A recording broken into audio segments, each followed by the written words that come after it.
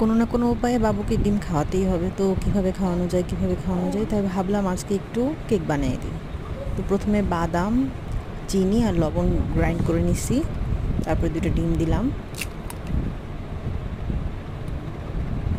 আমি ব্লেন্ডারে কেক করব।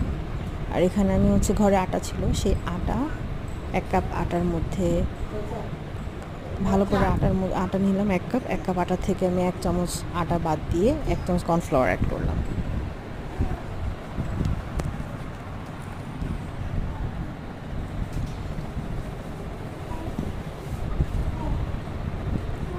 তারপরে গুঁড়া দুধ দিলাম 1 চামচ।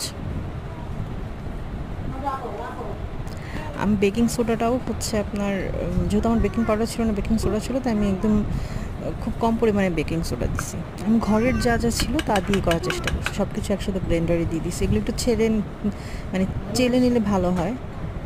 তো আমি সেদিন খুব তাড়াহুড়োয় করছি, সব কিছু একসাথে ব্লেন্ড করে নিছি। লাস্টে আমি চকলেট ইমালশন দিছি। আমার কাছে কোকো বাটার ছিল না, ভ্যানিলা এসেন্সও ছিল না।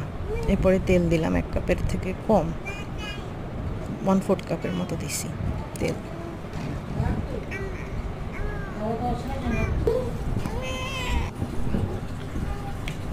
সব ব্লেন্ড করে নিছি। একটা পাত্রে আমি কাগজ অয়েল ব্রাশ করে নিয়ে কাগজ বিছিয়ে দিছি।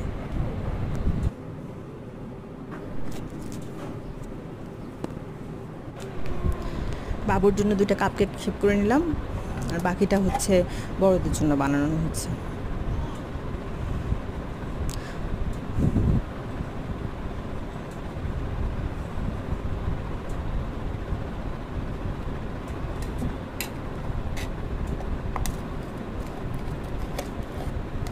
খুবই সিম্পল ওয়েতে করা।